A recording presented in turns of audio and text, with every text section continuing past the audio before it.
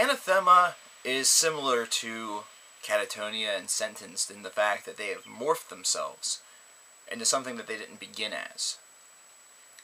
And we've seen through Catatonia's success, and whenever Sentence was around, they were building a lot of success near the tail end of their career and had widespread acclaim throughout their career that this is an idea, a concept that, may seem dismissive to some fans, but the band ultimately has the say in what they want to do, and they've been able to rebuild and recraft bases, different fan bases, and experience certain levels of success that perhaps they didn't have before, or would have been something that would have built had they been able to remain at that consistent style.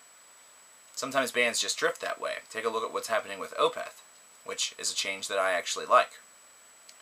With Distant Satellites, the 2014 album from Anathema, we're already very used to this change. This is something that's already been occurring for quite some time.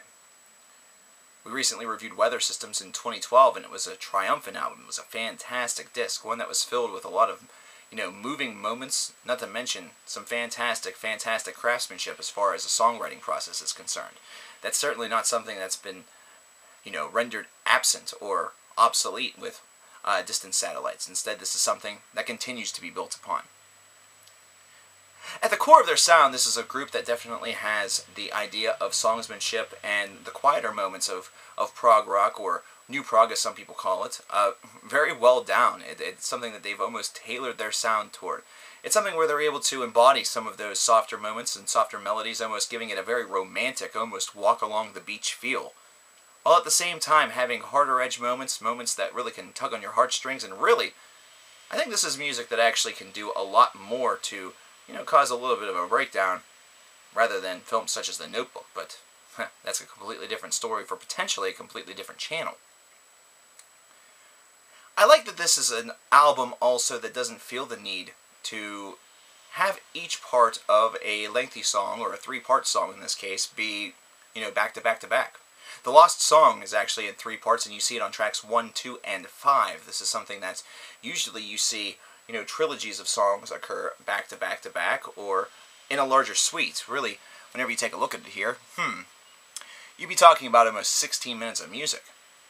Now, the concept of a 16-minute long Anathema song is just amazing to me. It's fantastic. It's a great idea. And you can do that. There are ways to manipulate it to make it happen. But I like the awareness here. I like the fact that these 3 songs feel individual, even though they're all part of a larger cycle.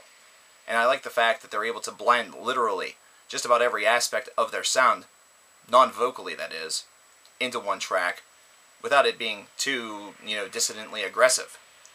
This is instead something that's able to really maintain all of Anathema's current pacing and all of their current ideas, and really morph them all into a ball and just tremendously release a fantastic trilogy of songs. This isn't to say that the rest of the album's a slouch either. I love the fact that this is a disc that really explores a lot of that, more heartfelt side of music, and especially of metal.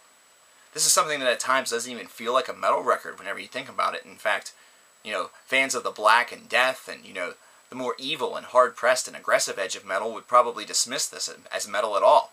And they probably have a good point. This is really leaning a lot more toward the prog rock department anyhow. But in reality, these guys really fit right in based around their legacy. That's the reason why you still see them being covered in heavy metal magazines, and they really should be. The Kavanaugh brothers are definitely 2 big-time forces in the genre, 2 big-time names that certainly shouldn't be ignored, and the remainder of the band are no slouches either.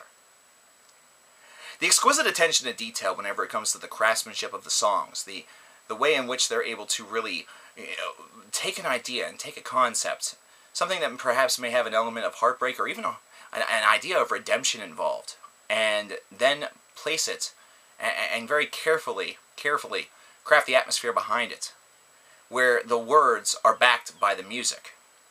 That's a craft that I think it has been forgotten by a lot of individuals. I feel that there's a lot of songs out there that really just try to accentuate a meaning or accentuate a feeling behind whatever the hell they think of musically. And if it sounds good, they kind of just roll with it. Sometimes you need to have the lyrics and the music concurrently back one another up in order to really create something, to really create a song, to really create a memory, to really create a harmony between the two that really fully accentuates the idea, fully accentuates the concept, the theme, but also delivers something that's going to provoke an emotion out of a listener.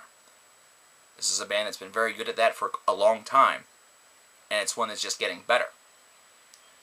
I love the fact that this disc also isn't afraid to take some bold steps, to incorporate some harder edges, to really take that almost romanticized idea of prog rock and also give it a little bit of flair.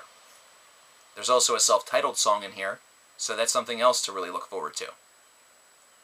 The only complaints that I would really have for this album is that, at times, I definitely saw where it was going.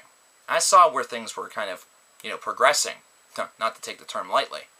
And sometimes that idea of surprise, that idea of the unknown, is really not only a fanciful one, but also one that draws with it a certain amount of allure.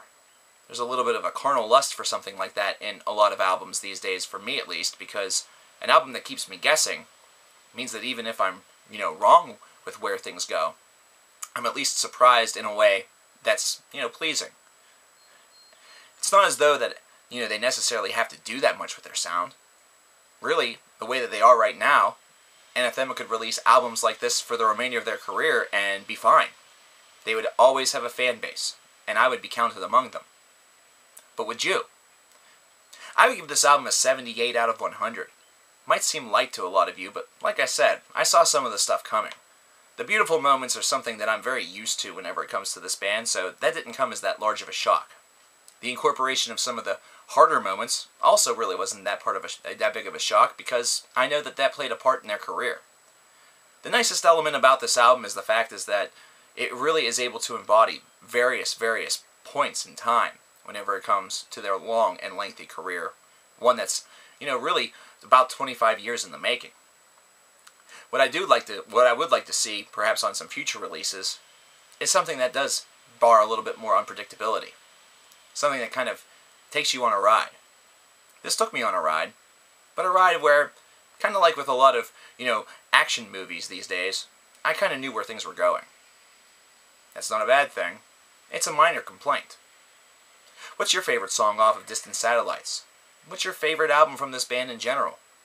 Let me know in the comments, and I'll talk to you guys tomorrow.